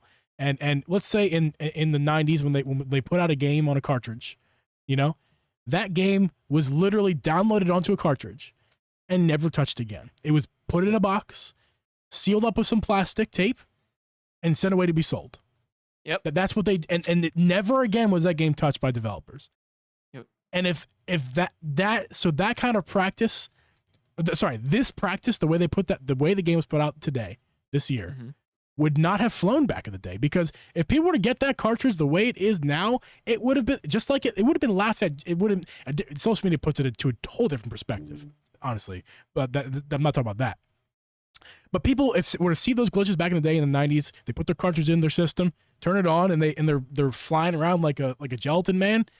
I think Pokemon would have been laughed out the box, out the store. So the only, not really though. So I will, like, not really. So Pokemon became a phenomenon on the back of Red and Blue, the very first Game Boy games to ever exist. And Geeb, I don't know if you played those games or if you're familiar with them, but I'm sure that you've probably heard of the missing no glitch in those games. Are you aware of the missing no glitch? I'm not. You should Google it, and I would also encourage the chat and anyone listening, in the audio format of this after it goes up, to, if you're not familiar with the Pokemon franchise, Red and Blue were actually incredibly glitched, and they still, so on the back of Red and Blue that were broken games. Red and Blue were actually broken. Go back and play, if you've got the Virtual Console Red and Blue games on your 3DS, go play them. They are broken, and all of the glitches in those Virtual Console games still exist. You can get Mew through glitching. You can get you can duplicate any item in your 6th slot of your bag by using Missing No, this Pokemon that doesn't really exist, that's just a glitch in the game, but it's called Missing No. It's actually insane. But that's the history. But those are exploitations. That's not, that's a glitch, but it's an exploitation, right? I mean, the Mew one, yes. You have to do specific things in order to get Mew to appear. But there are other glitches that exist that happen through normal gameplay. Missing No is actually a really easy one to do by accident. Like, what if you're playing, picture this, Tyson. What if you're playing on your Game Boy and just, like, let's just say every 10 seconds, your screen cuts out for 1.5 seconds and cuts back in. But every 10 seconds, your screen just goes away for 1.5 seconds and comes back every 10 seconds. Yeah. So like, you're talking more about like performance. So like performance and glitches, yes, but because the games were so basic back then. It's hard. Right. You can't. But accumulate the equivalent glitch in today's game onto a Game Boy cartridge. That's kind of the equivalent, I think. And like that is not talking about exploits or even like minor glitches that do happen in the game. Because I'd never heard of it, and I'm sure it's not that. I don't think it's that known besides the Pokemon community. I wouldn't imagine. It's very known. Well, I never heard of it, but no, it doesn't exist. That's how the world works today, right? Okay. But no, I'm just joking. But no, but like I think that the glitches today. Let's just pretend like the Switch was around back then, but you couldn't have the internet to update your game later. There was no internet to patch your game later. I just think it would have been even more acceptable back then, because, or it's not even about. Let's just forget about the unacceptable part. Let's go back retro time here. The games were, again, you kind of proved me wrong a little bit there, but the games were polished. The Pokemon games were not this buggy back then. I could prove you wrong again. I'm sure you could with another Pokemon game. I'm sure you could. So that anyway, I don't know. I won't get into it. Whether I'm right or wrong about it. That's how I feel. There was another. Because how I feel is not the truth. without getting into the weeds of it, there was and I forget which one it was, but I think it was Fire Red, Leaf Green. They did release with a game-breaking glitch, and I don't remember exactly what it was. So somebody in the comments or whatever can correct me on which game it was. It might have been Ruby and Sapphire. I do know that it was or at least I'm fairly certain it was a Game Boy Advance title. Yeah. It actually did release with a game-breaking glitch that they patched through event. They did patch it through events, and I think it was Fire Red, Leaf Green. Now that I'm thinking of it, because they did have wireless capabilities with this attachment that went into the top of the Game Boy Advance. Yeah. So they actually did patch it. But you had to go, since there was no internet, like you said, you had to go to a live Pokemon event, and then that patch basically spread like a virus after that. So like if you didn't go to the event but you knew somebody that did, they could patch your game wirelessly through that little So that, I mean, that's a little bit of history for you. And I can't remember exactly what the glitch was, but it did exist. But I understand what you're saying. On the whole, you wouldn't release a game in this state. You would release it and devs wouldn't touch it. They would have waited back in the day. They would have just waited. Yes. They would have just waited to put a game out that were such obvious glitches and performance issues. They would have just waited to iron them out. And they don't do that these days because they can get away with it. Number one, because of the patches. But number two, they're making so much. But this is where the money thing does come into play. They are making so much money. Don't pretend like that's not a factor in this. Like they're making so much money off this game. And that's the main reason for the deadline. Yes, it's for hitting other deadlines to make sure that they're meeting other, Pokemon merchandise stuff. But it's also because they want to make the deadline for the moolah, for the dough. Why? What season is it? Holiday season. Right. I've just communicated to early on in this podcast that it's big for me. Like this season, I have disappeared, right? Like I said in the intro. I've seen you more than ever recently, so I don't know what you're talking about. I mean, it's because we play Pokemon together, though. Like, I mean, I've literally, but that's the thing is like, this season is big for me as a Pokemon fan, and I think as a lot of Pokemon fans, but you're exactly right when it comes to that, because this is the season to release a Pokemon game. As a Pokemon fan, you almost intuitively know that every 3 years, you just feel it in your jellies and, all that, whatever. But like you feel it, and it's important to you. It's important to me. I have disappeared into Paldea and become this Pokemon trainer the last 2 weeks. And but that's what they're playing off of. And you are exactly correct. That is why they do it. It is about money, because they play on old 35-year-old boomers' emotions and want to make them feel like a kid again. But yeah, so you're absolutely right. You're not wrong there. Or 28-year-old Zoomers. So yeah. They play with my emotions, but that's the only reason I bought this game. I'm so glad I did. But that's the only reason I bought this game is for emotions. Because while I don't care about Pokemon games that much, like don't get me wrong here, guys. Like I go into the mall and I pass by Build-A-Bear. What do you think I'm looking for? What kind of cute little Pikachus they got? Little Eevees, Yep. What are they? They got all kinds of stuff in there now. Like you're passing by in Hot Topic and you see like, oh, that's a cool shirt, Pokemon and boots. Like, they got some good Pokemon shirts too. I don't play the game. My mom asked me, she was getting into crocheting a while back, and she asked me, like, what do you want me to make you crocheting? I want to practice. And I was like, you may have seen it this whole time, everybody. It's bad about dropping anything. My mom made me, and I was specific. This is how you guys know. I'm a real Pokemon fan. Like Pokemon, not the games. I was like, can you make me the Squirtle, but not just Squirtle? Can you make me the Squirtle from the episode with Squirtle Squad? Yeah, and they're wearing the sunglasses. She did a This is old. This has actually gotten pretty old at this point. This is like 6 years old. I kept it in nice condition, but like, damn, this thing looks so. She did a great job. But that's not, dude. And she's like, I don't know how to do the sunglasses. I'm like, I don't know, just put a pin. I was like, just put a pin on it and just stick it on there. So that's exactly what she did. Oh, dude. So yeah, all that to say is that I'm a real Pokemon fan, just not the kind that plays the games. But that's all changed now. I don't think for a second that every Pokemon game that comes out from now on, I'm going to be on high alert for, just as if it was a Breath or a Zelda game. Please don't get me wrong. That is who I am now, because this game did that to me.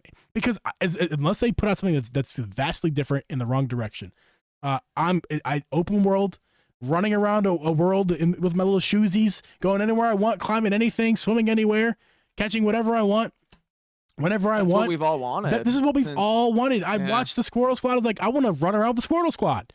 I'm pretty sad. I'm sad there's not more Gen 1s in this game, quite frankly. They're coming. They're coming. There's a Charizard event. We can talk about that. In our community already got a Charizard. That was posted in my Discord earlier.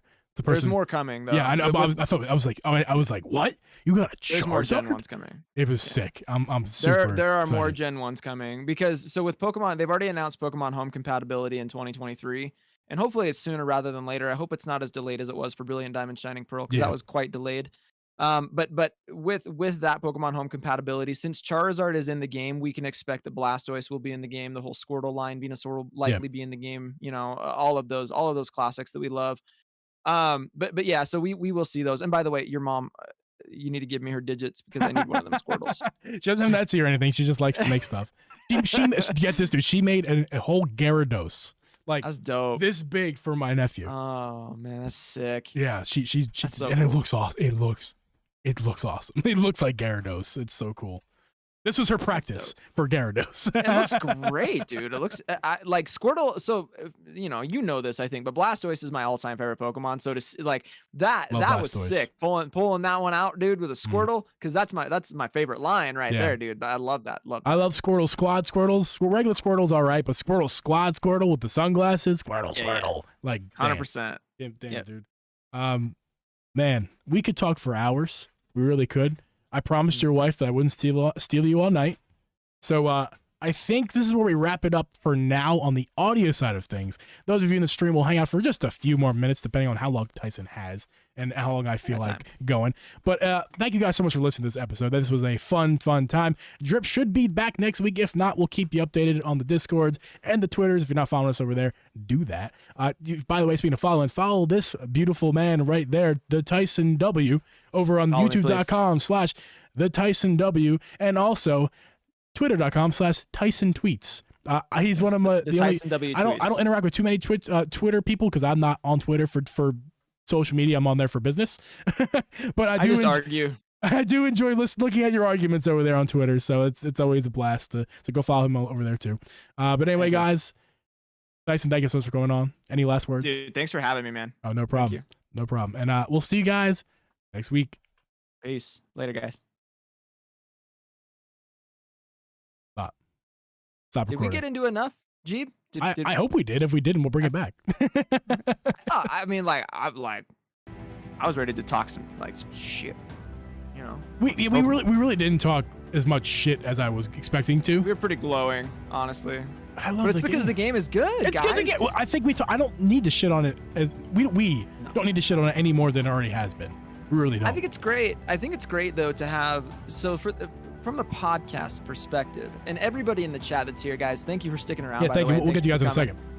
But I think it's great because everybody that's here that I see, welcome George, by the way. I don't know you, but you might be new here. But most of the people that I've seen in chat know me as like a big Pokemon stan. So I think it's good. For the most part, I'm biased, and I'll completely admit to it. But that doesn't mean that I don't think these games have problems. There are definitely problems. I am just more lenient with the glitches and more patient with the performance because I do not, for the most part, I do not play a Pokemon game for the story. I play it for the post game. I get through the story so I can battle fools online and make them cry with Blastoise or Charizard. Like, that's what I do. So, but that doesn't mean there aren't issues, and there are. And but the whole point to this podcast, I think, was to highlight it's still a good game. I think it's a must play at this point. And getting to my point, I think that it's good to have the Stan here, who's basically a Pokemon apologist that I'll just buy anything they sell me. Yeah. But then you, who really values performance and really values the way a game looks, because I've always known you to be like a stickler for those things. For lack of a better, I am. And so I think it's great. It kills me when I'm using my right stick to like move the camera, and the game just drops to half speed. It kills me every time. I'm like, I saw the 60 FPS mod on Twitter, and I'm like, it looks good. It looks so good. And even I can admit that. Even I can admit that it looks so good. So smooth. You know what I don't like? I'll take 30. I'll take 30. One of the things that I'll admit to not liking as much, you guys might know that like Legends Arceus wasn't really my favorite game. It's fine. It's a fine spin-off game, but it's not a core series game. It's not. You can't battle with your friends. You can't, none of that, whatever. Like they left a lot of stuff out. It's a must play. I'll still say it's a must play. It's a great game. It's just not my favorite. Listen, I'll say this right now. It's a gateway drug. Arceus is a gateway drug to the modern Pokemon. There you go. Yeah, I think that's great. Arceus is to Pokemon as Breath of the Wild is to Zelda. Not the same exact way, but in terms of getting you into the games today. That's great. Because I would not have dreamed of playing any Zelda before Breath of the Wild. Like, I played Breath of the Wild, and now I have a lot of Zelda games, and I have Zelda merch, and I love Zelda. Skyward Sword is my second favorite Zelda game, and then when that came on Switch, I loved it. But never that would have happened without Breath of the Wild. And Arceus would not, without Arceus, I would not be sitting here today on the podcast with you talking about Pokemon. So let's like one of the things that I actually, so Arceus, it not being my favorite Pokemon game, and honestly, I think it's a must play. Objectively, it's a must play game. But my personal opinion on it is I don't really like it that much. Yeah. I really don't. But one of the things that I really appreciate from Arceus is the fluidity. And one of the things that I really miss about Arceus is the freedom of aiming and throwing the Pokeballs. I wish that we didn't talk about that. We could have talked for 2 hours about this game. It's fine, yeah. But I just wish that in Scarlet and Violet, I like the functionality of it in Scarlet and Violet, how you throw the Pokeball and it takes you to the traditional turn-based battle. Yeah. I just wish that it felt better. It's like an auto lock-on thing. It feels terrible. I'll be straight with you. It feels like garbage. It doesn't work. Pressing left trigger, it's really, really clunky. Like, why they didn't just copy paste from Arceus those mechanics? I will never. It is weird because understand. they still could have had the same turn-based action from it, right? Yeah. But why? And I think, I don't know what the answer to that is, but that is one thing. That is one criticism for me. It's like it doesn't feel fluid like Legends Arceus did. Legends Arceus feels like, it almost feels like like Pokemon and Breath of the Wild had a baby. Like it's fluid. Yeah. Like it really flows seamlessly, except for like the traversal and stuff. But the way you control your character, that's one thing I do miss playing Scarlet and Violet. But overall, man, like. Let's get to the chat. I don't mean to cut you off, but we're here. No, the podcast's over now. George, thank you for coming in. New face, like to see it. Does anyone know Welcome, George, if the item dupe still works with the new patch? So George, I don't know that. I would suggest, I am aware of the item dupe thing. Geeb, I don't know if you know what that is, but it is an obvious glitch. So I am a guy that ignores the glitches. I play the games as intended, kind of like we talked about on the podcast. So unfortunately, George, I'm sorry, I do not know the answer to that. What I would recommend you do is just look up a video from somebody who has shown you how to do those glitches and just go through the glitch tutorial and see if it still works for you. I don't know if it works. I'm really sorry, but I'm kind of a Pokemon traditionalist, man. I play them as they're intended to be played. And George just said a comment that the game's textures look amazing. George, do you play any other games? No, but I know what you mean, though. I've learned it from Fappy, because before I bought the game, I was watching Fappy stream it a long time on his Twitch, and he was talking about how nice the textures look, and I was like, you're crazy, man. But no, I mean, they do look good, especially compared to other games. I wouldn't go as far as they are amazing. For a Pokemon game, they are amazing. They do look good, yes. like the ground textures, I think we can all agree. Like the ground textures are complete trash. Garbage. Like they just look gross. George, I'm not sure if you ever look down in the games, but if you look down or ever catch a Pokemon and the ball falls down, you'll see that the ground textures are not good. But I do understand what you mean. You're talking about specifically the Pokemon themselves. I imagine that's what you're talking about. And yeah, there's some textures on them. I'm like, ooh, that's a nice fur. Yeah, especially when the light hits them just right, and you can see the lighting's really good in the game. Fur. The lighting is very good in the game. There are weird glitches on like mountains and stuff, which surprise. But as far as like overall, like this, I see what they were going for. Shadows are accurate for the most part. I agree. Like so, like that's one thing I've noticed. Like they did a good job. The shadows are very jaggedy, but they're I mean, like, and then I wasn't talking about like landscape shadows. I was just more talking about like, I don't know, like there's obviously a give and take to all this stuff, but for the most part, I do think for a Pokemon game they look pretty good. I will say, man, like for those of you guys in chat that have played both Coco Baby, I know that if you're still here, dude, I know you were strongly considering picking up Scarlet or Violet after we talked a little bit. Yeah. I'd be curious to know, Coco Baby, if you ended up picking it up, because I think you'd have a good time. But I'd be curious to know in chat if you played Sword and Shield, how would you compare these games? Yeah, like, sorry. Go ahead. No, go ahead. I was just gonna say that goes for everybody in chat. If you guys have any questions for us whatsoever, as dumb as you think, if you think it's dumb, still ask it. I don't care. Ask us any questions you feel like it. Keep it, PG-13, and obviously follow rules if you're new, especially if you don't know. But just ask us questions. We're here to answer questions now. We're chilling. We're chilling. Exactly. What's that name? I can't read it. Murtexo. Sorry about butchering your name, but thank you for coming in. I know it's a new face as well. How you doing? Do you know about dupe? So again, they're asking about dupe. Those people love them dupes. Love them dupes. You got to get all that Urban Mystica, man. No, I'm sorry, man. I don't know about the dupes, but like I said, just find a tutorial on how to do the glitch, and if after you patch the game, if it doesn't work, then there's your answer. I'm sorry I don't have a better answer for you. Chrissy, the failed beta's got a question. She says, "Hi, I'm new, just got here. Was there anything specific that was fixed with the update that anyone's noticed?" So Chrissy, I got you. Hold on. I got you, Chrissy. I'm going to read the whole thing for you right now, Chrissy. Thank you for coming in. By the way, this is the Drip and G podcast. He is not Drip. I had your name wrong on here. Dude, I forgot to change your nameplate. You're Drip tonight. You're Drip tonight. I'm Drip. Tyson is our guest host tonight. Normally, it would be my buddy Drip from Drip Media Gaming on YouTube. I'm Uncle Geeb. I am actually Uncle Geeb, that's right. But this is Tyson, so you can find him down. You can find his content down below, Chrissy. But let me go ahead and read. Is your name Chrissy? Did I get it wrong? Yep, Chrissy. Chrissy, let me go ahead and read this for you. We'll reiterate. We did talk about earlier in the podcast, Chrissy. Well, I'll read it again for you. So the first thing is Season 1 ranked battles will kick off, allowing you to enjoy ranked battles through the battle stadiums. Please check your in-game notice for more details about ranked battle Season 1. So Tyson, you the battle stuff you had talked about on the podcast earlier. They fixed that.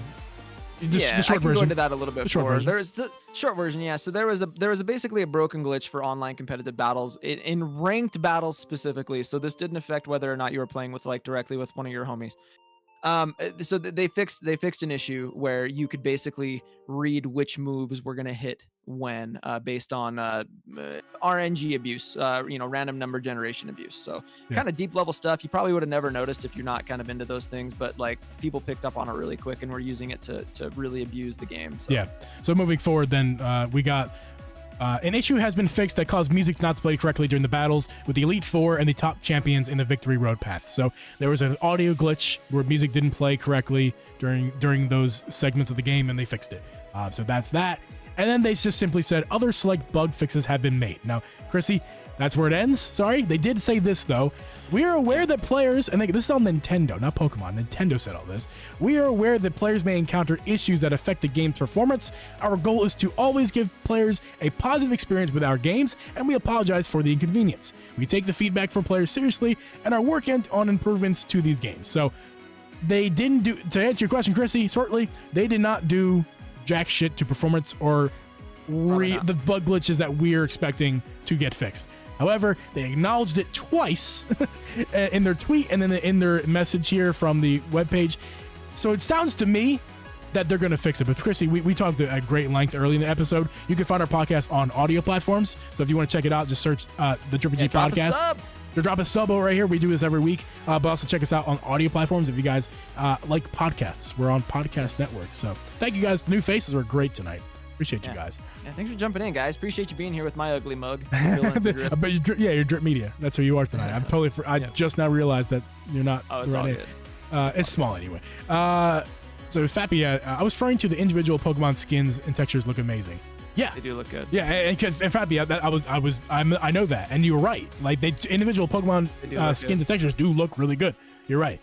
I didn't mean to make it seem like you were talking about the whole game's textures. Yeah, you have eyeballs. You saw. Specifically too, Geeb, you and I battled when we played. Yes.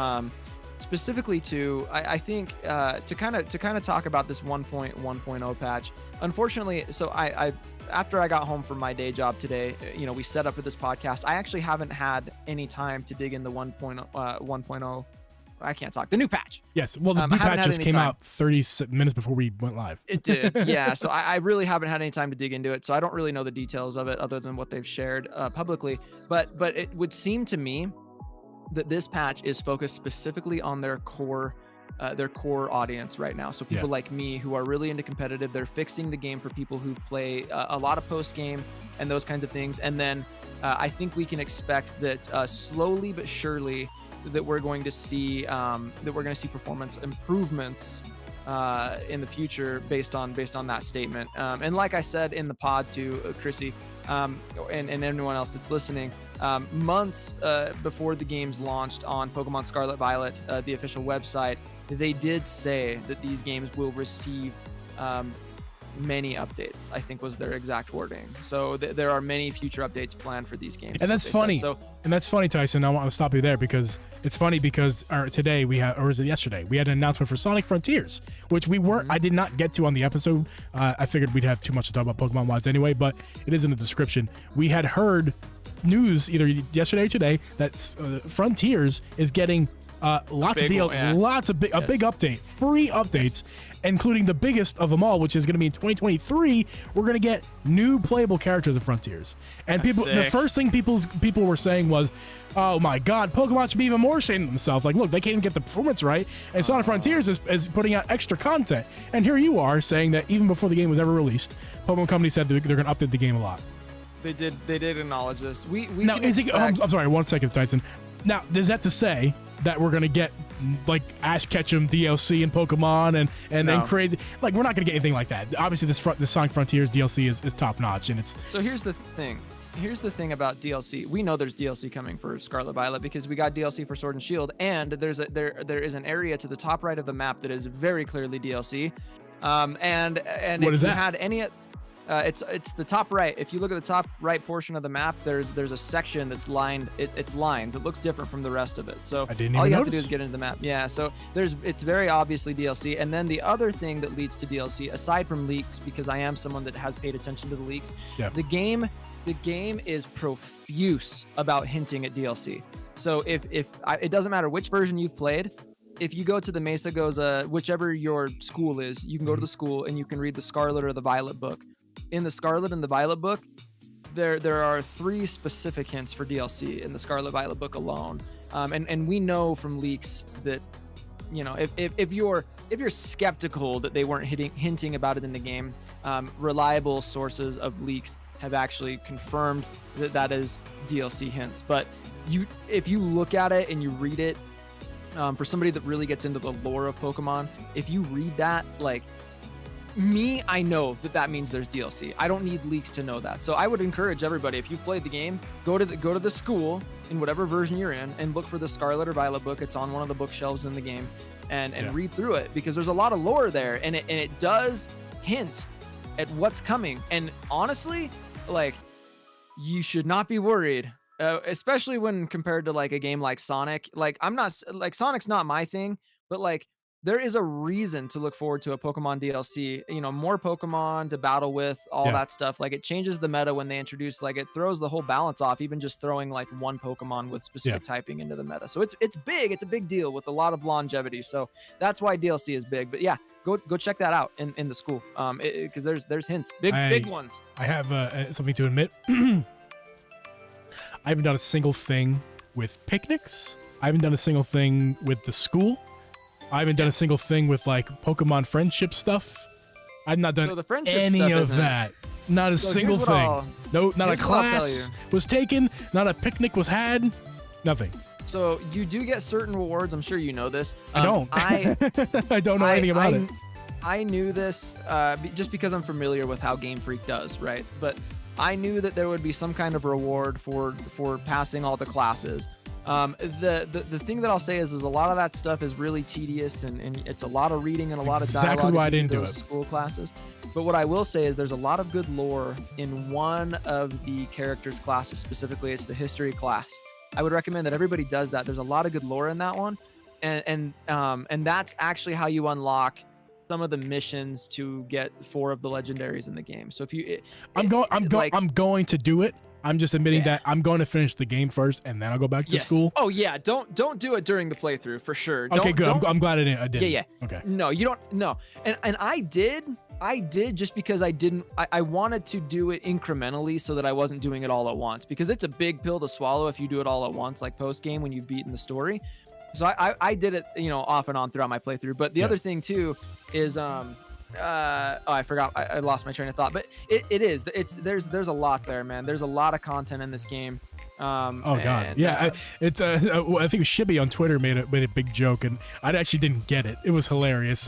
He posted a tweet. He was talking about how, like, it was totally sarcastic. He was like, "I don't get this. There's lack of content in this game, and I finished the game in one sit down 30 hours, and how can they possibly put out a game with this little?"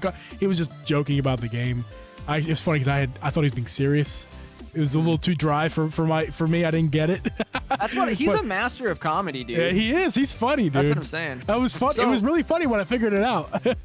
So Chrissy in the chat actually just brought up that northeastern part of the map that I brought up, Geeb. So if you when you play the game, when you boot the game up, just look it up. I will. But it's in the top right portion of the map, so she knows exactly what I'm talking about. Yeah. And Chrissy, I addressed that as well. But it is very obvious. That is a DLC area, and we can probably expect multiple DLCs for this game. I'm excited for that. I would assume there, man. But the hints, I'm telling you, man, go read the Scarlet or Violet book in your game. We have a lot to look forward to, and the hints are big. Got a question for you, Tyson. Mm-hmm. When can you guesstimate we get DLC based off of like your experience with Pokemon games and DLC?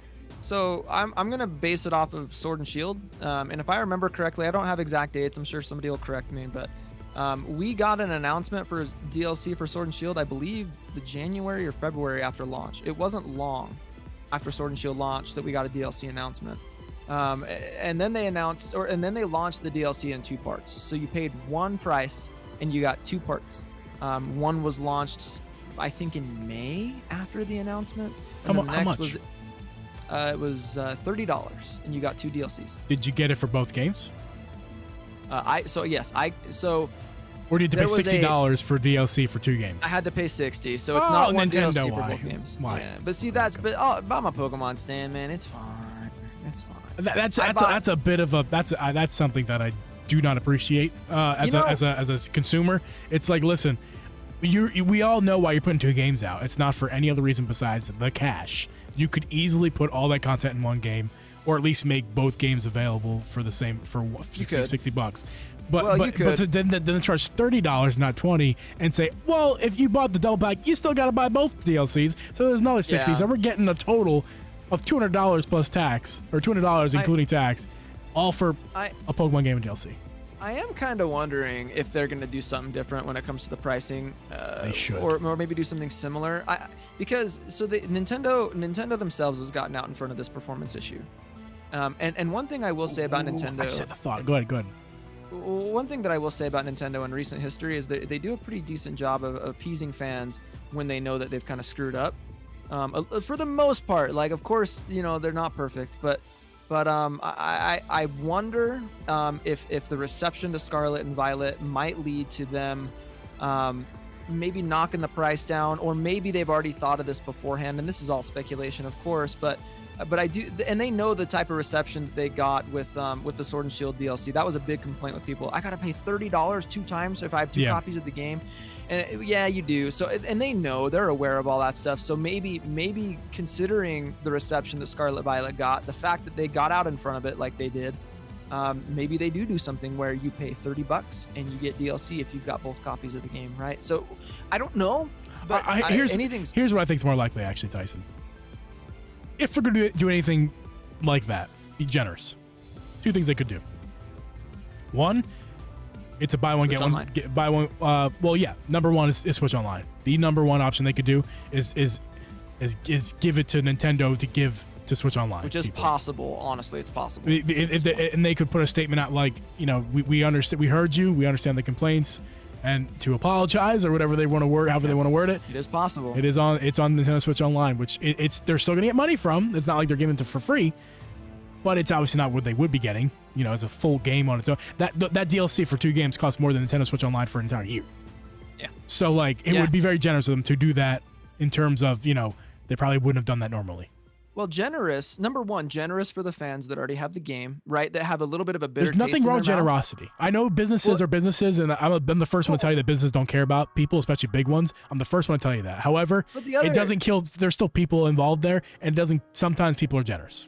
Well, the other thing too is that I was going to say was, okay, so it's generous for the people that have already bought the game, that didn't ask for a refund, that have played it, that are Pokemon fans, that do feel a little bit disenfranchised by what happened in the reception of Scarlet and Violet. So it is generous, right? Because if you're already, you have to have Nintendo Switch Online to play the game online, right? So that's assuming you have Nintendo Switch Online, which most of us do. Yeah. So it would be generous, number one. And then number two, it also benefits Nintendo in more subscriptions, right? So the people that really... Yes. Right? Are you kidding me? Oh my God. Yeah. The amount of Pokemon players, especially 10 million in 3 days, like the amount of Pokemon players that potentially don't have Nintendo Switch Online, this could be huge for Nintendo. So I do think it's possible that we see it come to Nintendo Switch Online, but given, like I said, given the reception and the statement that Nintendo made, the way that I took the statement that they made about the patch is that they are very apologetic, and man, working for big corporations, and kind of, many of us do, when a big company gets out in front of an issue like that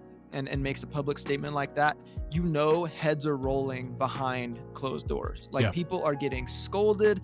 Why wasn't this done correctly? Blah blah. Right? Like people are getting in trouble over the reception of Scarlet and Violet for sure. Oh, for sure. And it's unfortunate, but that also means that we're probably going to get some pretty good results, hopefully. But I want to actually address something Chrissy said. She says, have both of you beaten the game? Are you playing both versions, or which one do you have? If you have both, which do you prefer? I'll let you go first, Geeb. Oh, thank you, sir. I have not finished it yet. That's only because I've been taking my time in terms of the story. I did not want to blast it in a week, right? I wanted to take my time. I intentionally have waited to finish at this point. I have finished every single Starbase. I finished every Titan. I've done lots of things around the world. I've shiny hunted, found a shiny. I've saved this last gym on purpose. I don't remember what gym it is, so I'm sorry. I can't tell you what gym, but I have one gym left that I've saved for myself for this weekend. I probably is what I'm gonna do. You're almost there, dude. And I'm gonna spend this weekend playing hours and hours of Pokemon, I think, and almost there. So I have not finished it, not because I couldn't have. I got 45 hours in the game, but I just chose not to. But now this boy over here, Tyson, different story. Yeah. So to answer your question, yes, I did buy the dual pack. Funny thing, kind of as an aside, Chrissy. I'm sorry, Chrissy. I didn't buy the double pack. I didn't answer that. So I did. I bought the double pack. I buy both versions every time. I bought Violet. Is that another question I didn't answer? Violet. Violet. Sorry. I'm sorry. So I'm a dad of 3, and I've got 3 kids that also do love Pokemon. So I bought myself the double pack, but I have a household. I got 2 other Violet copies for my girls and a Scarlet copy for my boys. So we are a Pokemon family. I have put over 100 hours into this game since launch, because I took time off of my day job specifically to play this game. And since launch, pretty much other than today, and now that I'm back to work from the holiday and my vacation and those kinds of things. But when the game first launched, I was playing that game from the time I woke up to the time I went to sleep. I was probably putting 10 to 12 hours into that game on a daily basis. So I have completed Violet. Honestly, this is the first time I have bought a Pokemon game, because like I said, I buy both of them every time, both versions every time. This is the first time as a Pokemon fan, I feel like it's not super necessary, because of the nature of the way the multiplayer works. I could, let's say Geeb had Scarlet. I could go into Geeb's Scarlet copy and I could catch his Scarlet exclusives alongside Geeb. That like there's no need to even trade or anything like that anymore. I will continue to buy both because I'm a Pokemon stan, and that's just how I roll. But my main copy, because I am a man of tradition, I always main the second copy. So like back in the red and blue days, my main was blue. I had red and blue and yellow, whatever, but I played blue. That was my thing.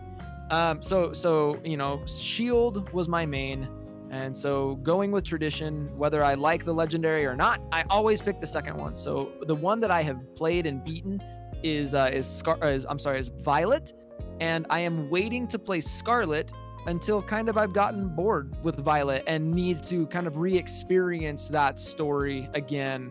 And so I'm actually holding off. Sorry, long answer to a short question. I'm holding off playing Scarlet until I feel the need to experience that again. So that's kind of my answer. Yeah.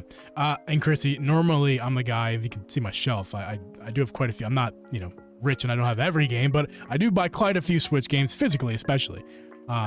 And the only reason I didn't buy the Scarlet Violet physically this time, and also didn't buy both, because I did buy Arceus physically, and I bought Brilliant Diamond Shining Pearl both. Not that I was dumb and didn't buy the double pack, but I saved $50, or I said $50. I saved some money, bought at Walmart on day one. They do the $10 off. Yep. They didn't have the double pack, but they had both copies. So I bought those two games. And I'm not a Pokemon stan. I'm not a Pokemon homer. I'm quite critical of it, and I think there's a lot of issues with the series in general that they're fixing in this game. We did a whole podcast about it. But as far as like why I didn't buy the double pack this time, or actually I should say this. I usually buy the double pack because I'm a big collector. I love to collect the games. If I were to buy the Pokemon both copies, I would have bought it because I wanted to collect them, not because I wanted to play both games. However, Tyson and Chrissy and everyone else, I was thinking to myself, you know what? I think I'm going to pick up Scarlet as well at some point here. But I don't know when, but when I can, I will, because I want to experience the game again. It's the first time I've ever felt like that in a Pokemon game, because I did buy Brilliant Diamond Shining Pearl. I didn't even finish Diamond because I was playing Diamond. I didn't even finish it. It didn't draw me in enough. And I have Pearl. Just, it's opened, but not played. And I didn't have that feeling with the game. I didn't finish it once, let alone want to play it twice. But this game, for sure, I want to play it twice. For sure. Yep. I want to get a whole nother Pokedex filled up. And the good news is too, like there's now, we can expect, and I haven't played Scarlet, but I know enough because I've seen enough from other people playing it online. Yeah. The stories are very similar, but I think that it's enough that they're different characters, right? So like you've got Turo in Scarlet, you got Sada, or I'm sorry, I keep saying mixing up the two, but you got Turo and Violet and Sada in Scarlet, and so I think there's just enough there to just make it feel new again when you go to play it. I went digital this time, Geeb. I'm a guy that normally buys all my Pokemon games physical because of the sake of collection. Why did you go digital? Because I'm old and lazy and I don't like switching cartridges anymore. Well, let me tell you one reason why you maybe didn't do it on purpose, but you made the right choice. Because, for example, Abby's also fallen in love with this game. She's playing it a bunch. And her and I can play the same copy of a digital copy at the same time, even online together. We can't do, the funny thing is we can't do local play at the same time because it knows when for some reason local play is like, oh, it's the same copy of the game. Hey, you can't do that. But when you're doing online, I can play online with her in the same house and it's fine. That's awesome. Her and I play Pokemon together and there's no problem on one $60 purchase. So that's sick. You made the right choice because you can have potentially 4 people. Maybe more. I don't know how many. What's the limit with one copy? I don't know what the limit is for one. So you could have 8 people playing. Oh wait, for Nintendo for the online. Sorry, I not online. Not online. Within the game. I'm talking about in your house. Like if let's say you had 8 kids, how many of those kids could play your one digital copy at once? Oh, I don't know that. At one time. That's the question I don't know the answer to, but it's at least 2. I can tell you that. So that's dope. Yeah. Man, I don't know. I'm just excited, man. I think for Pokemon specifically, like, we're in an exciting time because and where so many people like here's the way that I interpret a lot of the talk around Scarlet and Violet right now. I won't name the content creator because it just looks bad punching up because it's a much bigger content creator. Yeah. But there was another video that got posted today, and at this point, to me it's just obvious these people are just riding the wave of negativity. And look, I'm not saying there's not issues with the games, but it's like they are making bank off of making videos on this stuff. And honestly, some of it's disingenuous to me. Like, it's like, look, if you don't like the game, that's one thing, but like, don't put out a bunch of negative press just to get that bag, because also the thing that I worry about as a Pokemon fan is that you're going to give Nintendo this false impression that the game is just complete trash when it's not. Because it's someone big like that. They're using their I'm not against somebody getting their bag, right? I'm not against that. And this person, I think I know you're talking about, they're getting their bag. And I'm talking about another person. Like, okay, it's another. Right. Well, there's someone else who posted another video today. Very similar story to what you're saying. Yeah. And it's just like, listen, I'm not against you getting your bag. Get your bag. However, buy the damn game first. If you're gonna talk all this trash and keep making video after video after video, which you've never made a Pokemon video in your life before this, and you're making them now. Like, that's what I hate. Like, if you're gonna talk on negativity, then buy the game, experience it for yourself. Stop looking at Twitter and talking trash. That's all. That's all I ask. Once you buy the game, play the game. Stop looking at Twitter and make your videos about your experiences in the game. Then I'll listen to you, person. But until then, fuck off with that shit. Well, and enjoy your Christmas gifts for your nieces and nephews. And with all that money here's the thing too is like, it's a relatively low risk purchase to make. Also, like, if you're on the fence, because many news outlets have reported that they're actually refunding people's purchases. Yes, so like the thing is like, it's low risk to buy it. It's low risk to buy it. Like, if you buy it and you don't have fun with it, it seems like it's pretty easy to get your money back. I'm just really heated up about it because this person's excuse was, well, I don't want to support that. And that's abusing that argument, because listen, there's plenty of things I don't want to support, and I use my wallet to talk, and I don't buy something to talk, because I don't support it. There's plenty of things that I do that with. It's not going to be Pokemon games because of the glitches. Like it's silly. They're just making excuses for why they didn't buy the game. Just buy the damn. And this person usually buys the games and plays them. That's what's crazy to me. Why you're making this stance now? You're such a big boy. Big person. You don't know who this is. They don't have a 3-letter acronym. It's just like stop it. Stop it. Buy the game. Yeah. I don't know, man. I think it's sad because, like I said, there comes a point when, okay, like, do people need to be informed about their purchases and where they're spending their money in today's day and age? Yes. Yeah. But at this point, I don't think what you could call what they're doing, especially some of these bigger creators, I don't think you could call it honest journalism anymore. They're just sensationalizing a lot of it. And that's not to say there aren't issues, but they're getting these views from it, man. And that's to kind of go back to what I was saying. It really does genuinely worry me that it really influences Nintendo and the Pokemon Company and Game Freak in the future to make changes that really aren't beneficial to the game based on a lot of this outcry that really is just focused on these creators getting views for themselves rather than the good of the franchise. Because it is a good game. And, yes, it is. To their credit, many of them have said this. It is a good game, buried under a lot of issues. And I think that's if they said that and kind of left it at that, that'd be one thing, and I think that would be an acceptable thing to say. But the problem is like I said, there's a whole lot of sensationalism that goes along with it, and I don't know, man. I think it's worth playing, and at this point, I really would. I'd call it a must play, man. I think it's a must play. It's great. Yeah. The ending made me cry. A couple of questions, Tyson. We got Chrissy asking. No apologies to Chrissy. If you wouldn't mind, we'll answer your question. But if you wouldn't mind, just listening to our podcast again if you didn't hear it earlier. But yeah. So, what gameplay performances are you guys most? Let me just read it out right because I can't think. Which gameplay / performance glitches, bugs are you most hoping to get fixed in this update? I guess so. In this update, I don't think we're getting that many fixed. Let's Chrissy, I'll answer the question a different way. Let's answer it. The first glitch they fixed, the first big glitch that we will want fixed. What is the first big glitch, bug, performance thing that you want fixed first, Tyson? So they, honestly, they've already done it for me. I'm not a big performance guy. I had a great time with the game despite all the glitches. Yeah. So for me, they already fixed it.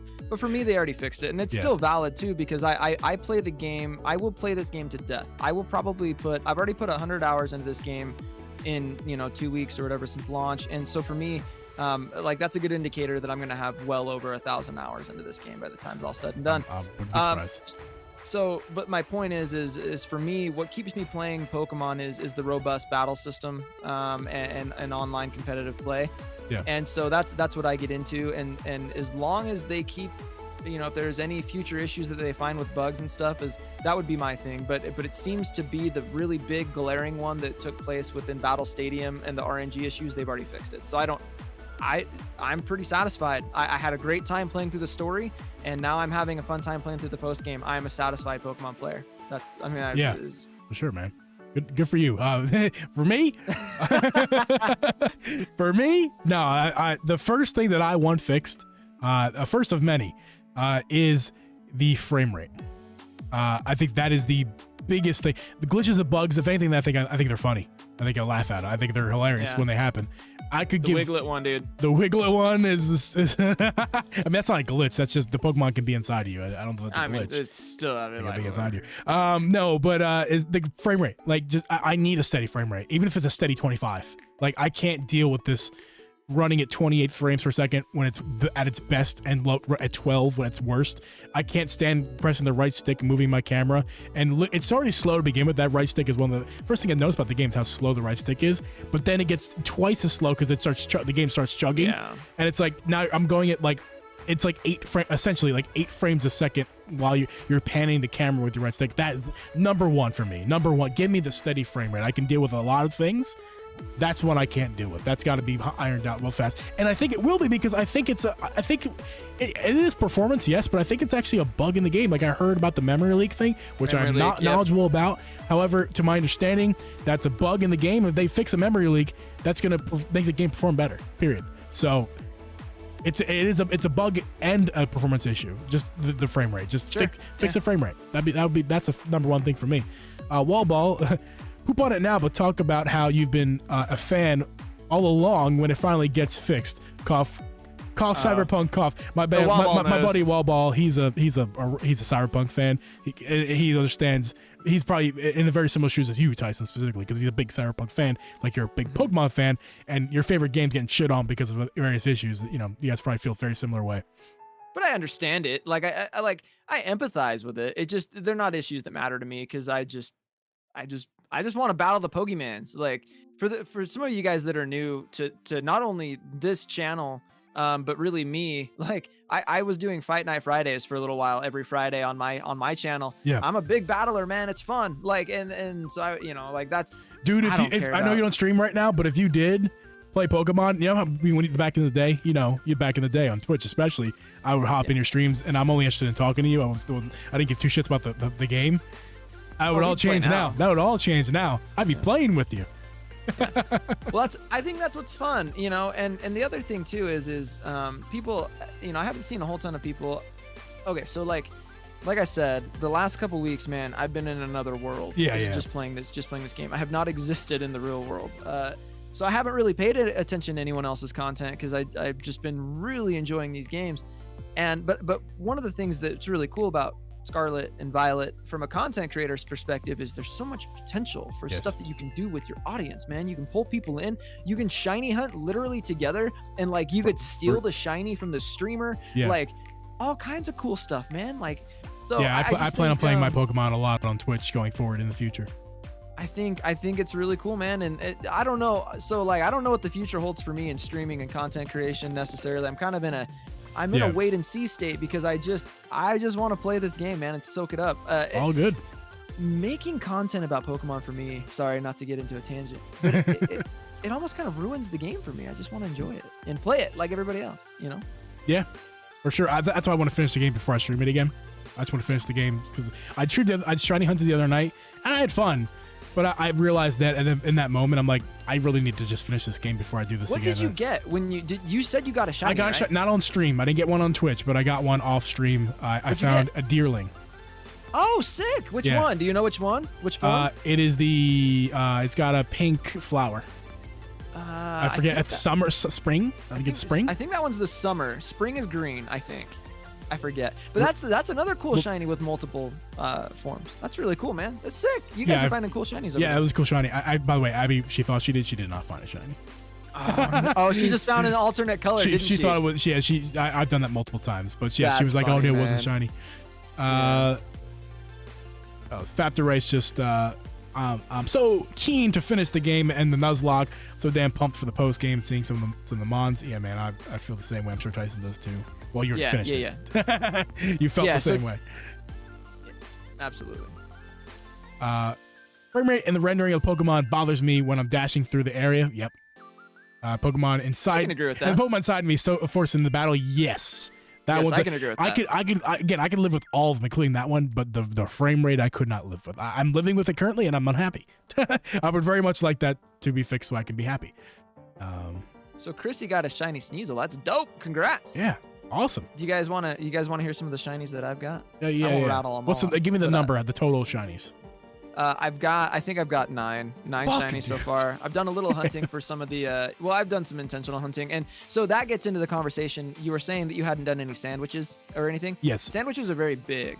And when you get to the point where you want to do some shiny hunting, hit me up and I can show you. But so people have found out, and I'm sure Chrissy knows, she sounds like a pretty experienced player.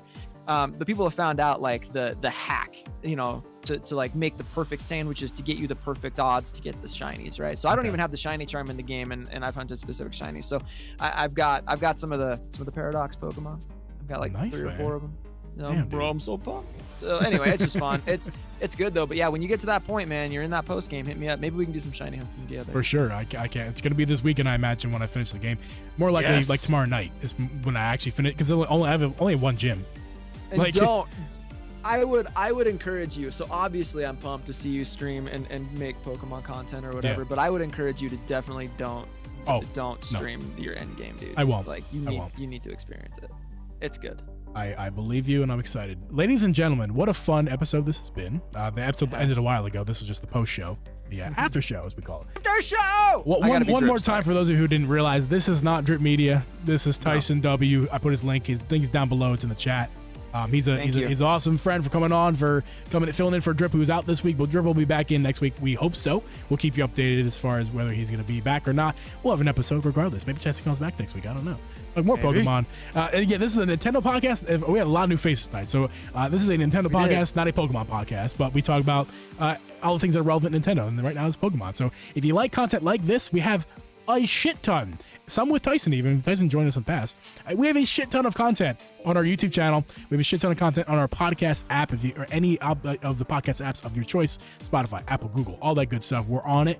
Follow us. If you wouldn't mind dropping us a subscribe here on YouTube and liking the video, that would be fantastic, so we can get the audience seen to even bigger people. That would be great. We would love this podcast to blow up, so we're rich motherfuckers. No.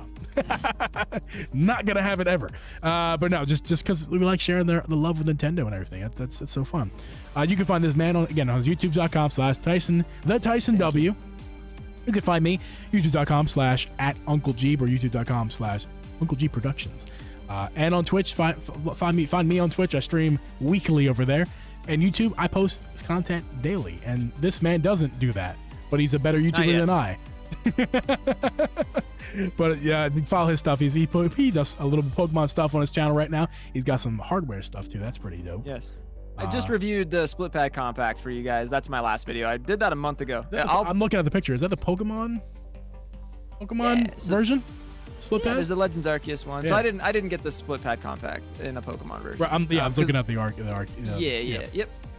But yeah, so that's what I reviewed. Right now I'm kind of considering whether or not I want to review products, but I appreciate the shouts, man. I appreciate you having me on. It's always a blast to hang out with you guys. And all the new faces, man, like, you guys rock. Make sure to leave these guys a like on this channel. Go watch, legit. We talked about it a little bit before, but I think you're new. Yeah. Go watch Geeb's latest video, man. Like, I'm gonna give myself some clout here. I'm gonna find my, hold on 1 second. Un momento, YouTube. We're gonna. I was just trying to find it. I'm gonna post my. I was gonna post it covertly, but I got it. No covertly. Go watch it. It's a good watch, man. And we regurgitated a lot of the stuff that Geeb says in that video, but I think that as a Pokemon fan, to see my friend that I know in the past wasn't a huge Pokemon fan put that video out, it just warmed my heart, and it blessed my soul that day. And I really like that video, and Geeb put a lot of work into it, and I think it's a good video. So please go check out his latest video. The link looks weird. You could just youtube.com/Uncle Geeb Productions or youtube.com/@Uncle Geeb. Either way, the video is there. Go check it out. I appreciate that, guys. It's about Pokemon. And I got other stuff on there too. But anyway, guys, this has been a fantastic stream. I'm so glad Tyson was able to fill in for Drip tonight. A big night for us as far as numbers. That was fantastic. Not unexpected. Complete. Tyson, what did I say to you before tonight? You said it probably wasn't going to be a big one because your ugly mug showed up. And I was like, well, my feelings are incredibly hurt. And I think that a lot of people will show up just because I'm here. And look what happened. That's right. It blew up tonight. So I really appreciate it. Mega Boy, thank you for being a special shout out to Mega Boy for being an awesome moderator tonight. We had some nonsense in the chat he took care of. So. And that goes to the rest of you guys in the chat. All you guys, I'm not gonna name all your names, but thank you guys for hanging out in the chat, liking the stream and all that good stuff, subscribing. We will see you guys next Thursday. I'm gonna be live on Twitch tomorrow night. I'll see you guys tomorrow night. But as far as when we're gonna see you back on this YouTube channel, we'll see you next week, and you'll see Tyson hopefully not too far in the future. Soon. Yeah. All right, guys. Later.